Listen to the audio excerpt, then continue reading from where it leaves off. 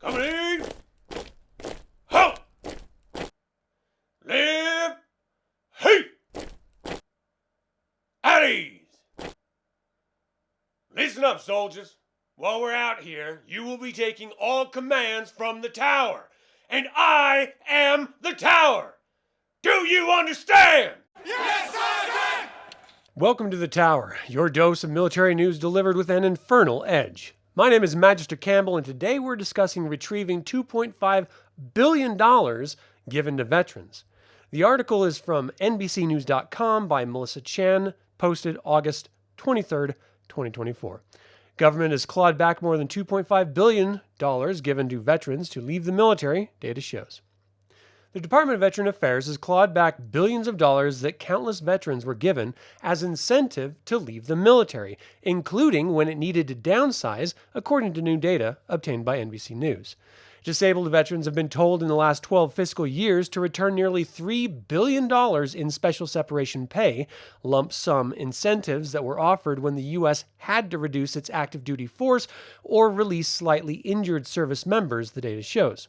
Since fiscal year 2013, the earliest year for which the VA shared data, about 122,000 veterans had returned more than $2.5 billion so far, with about $374 million still left to be recouped, according to the VA. Quote, "I felt like I would never see the light at the end of the tunnel," said Damon Bird, who struggled to repay the roughly $74,000 incentive he received to leave the Army in 2015. The VA said it is legally bound to recover separation payouts from veterans before those eligible can begin receiving disability compensation due to a little-known federal law that prohibits them from receiving both, NBC News previously reported. The obscure law, of which about a dozen military law and veteran policy experts say they did not have enough knowledge to weigh in on, had thrown many disabled veterans into financial and emotional despair since Congress authorized it in 1949. Bird, 54, said he and his wife had to leave their rental home in Haslett, Texas, to move in with their daughter in 2021 when the VA began withholding his monthly disability payment for more than $2,400 until he returned his separation pay. "We were barely keeping up with our day-to-day cost of living," said Bird, who was diagnosed with service-connected bladder cancer and post-traumatic stress disorder.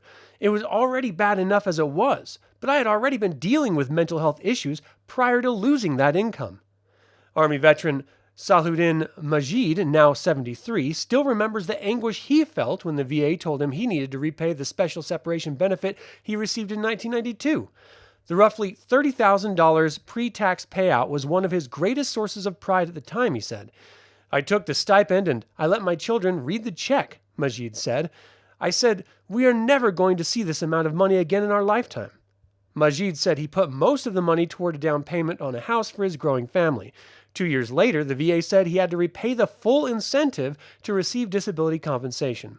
"I was depressed," he said, adding that he was prescribed an antidepressant for the first time. "I felt like I had been used and abused." Veterans wage legal battles. Congress has prohibited service members from receiving two government benefits at the same time for the last 75 years, according to Congressional Research Service. In 1949, when Congress authorized disability severance pay, a special lump sum payment given to service members who leave active duty because of minor physical disabilities, it specifically stated that the payout would have to be recouped through VA disability compensation, the research group said. That provision was fully justified when the amount of money involved is considered. The House report that accompanied the bill said, according to the Congressional Research Service, the justification of the recoupment rule carried over in the 1990s with other forms of special separation payments unrelated to disabilities when authorized. Those payments, including the Special Separation Benefit, SSB, were designed instead to help the Defense Department manage its force size. Advocates say that recoupment statute should not be applied in those cases and that it robs veterans of earned benefits that should not be linked financially. While those separation incentives were based on a service member's military career and calculated by years of active duty, disability pay solely relates to illness or injuries sustained during service, according to Marquis Bearfield, an assistant national legislative director with DAV, an advocacy group formerly known as Disabled American Veterans. Quote, "The two payments have nothing to do with each other," Bearfield says. "They are two separate buckets of money." Navy veteran John Coolidge, 62, is currently fighting his case in the U.S. Court of Appeals for veterans' claims, arguing that the VA convoluted the law to justify recouping SSB payouts. SSB was authorized by Statute 10 U.S.C. 1174A. VA Press Secretary Terrace Hayes said. Hayes said the amount of SSB must be recouped from VA disability compensation under a section of the law that applies to 1174A by virtue of a third section.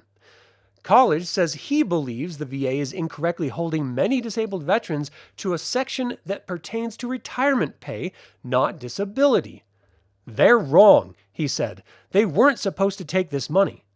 Coolidge, who survived the 1989 explosion in the USS Iowa that killed 47 people, said he received about $23,000 after taxes when he took an SSB payout in 1992. He was told to pay back the money in 2017 after he filed for VA disability for PTSD and other conditions. "The VA has been withholding about $370 each month," he said. "They're screwing tens of thousands of veterans out of money," Coolidge said. The VA said it cannot comment on individual appeals. In a court motion this month, VA Secretary Dennis McDonough's attorney requested an extension to respond to Coolidge's case by September 16, citing in part his workload, court records show.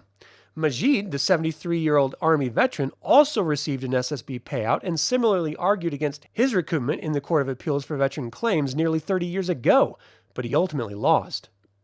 In 1998, the Board of Veterans' Appeals determined, among other things, that his VA disability compensation is subject to recoupment of separation pay.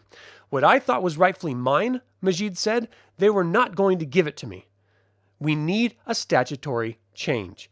Disabled veterans have long had issues with the law. Their concerns prompted Congress to require a study in the effect recoupment has had on veterans. In 2022, the RAND Corporation, the nonprofit research group that conducted the study, found that the law forced at least 79,000 veterans to repay different types of separation benefits from 2013 to 2020. The actual number of affected veterans and the total amount of money recouped are likely much higher. The researchers noted in the study that they faced data limitations due to a major change in the VA systems underwent in 2013, leaving as many as 6 decades unaccounted for. Despite historic efforts by Congress to cement recoupment decades ago, at least one current member of Congress is now hoping to reverse it.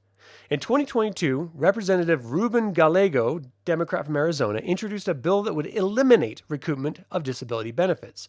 Quote, "We need a statutory change," he said. While there has been bipartisan support for the measure, Gallego said the legislative progress has been slow because it is costly. Meanwhile, veterans who say they were not aware of the law when they took the payouts have been left to make significant and often agonizing life changes. When Byrd, the Army veteran who had moved in with his daughter, was given the involuntary separation payout of about $74,000, he thought it was comparable to layoff-related severance pay in the civilian world and used the funds to build a new life. Byrd relocated from Missouri to Texas, paid off his debts, and tried out different careers until he landed a job as a high school math teacher at a school near his home. "It was immense," he said, of the money's impact. "For several years, we'd gotten comfortable. Then, 6 years later, the VA sent him a letter saying he should not have been receiving both disability and separation benefits without penalty. Quote, I gave up myself for almost 18 years to do everything I could to serve my country," said Byrd, a senior officer who completed 2 tours in Iraq, including during the initial invasion. "It was a dagger in the back." Yeah, and that's exactly what it is. It is a complete dagger in the back to our veterans. To even suggest that because they were disabled through their military service, that they're not allowed to receive the benefit that they were given, not that they asked for, not that they pleaded for, but they were offered by the military to leave the service.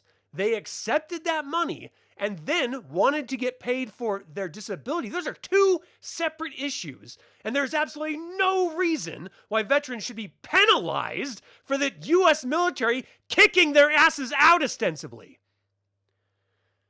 This is infuriating. They're literally going to those who have served and sacrificed, holding their hand out saying, "You pay me, bitch, or you don't get shit."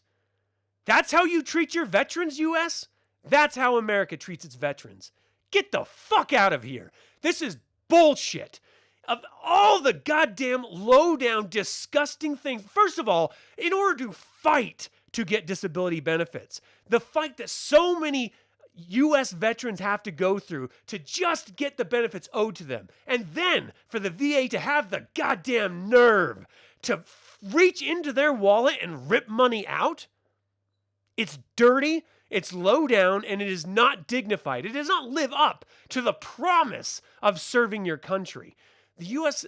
has to do something about this. It doesn't take a whole lot.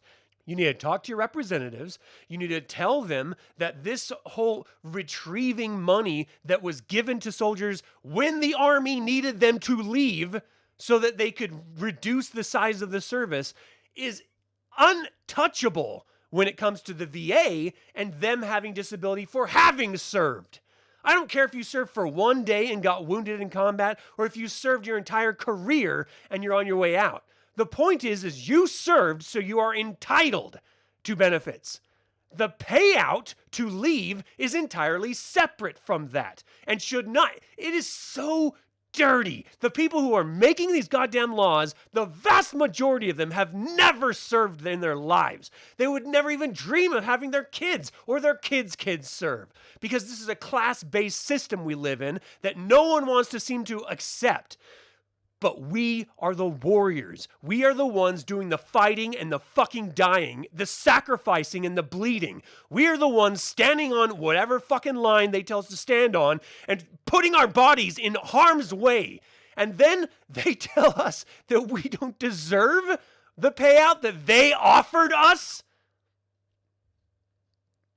As you can see, I'm pretty animated about this because it is the lowest possible thing you could do. It's bad enough that you have to fight to get the disability benefits that you are owed for your service.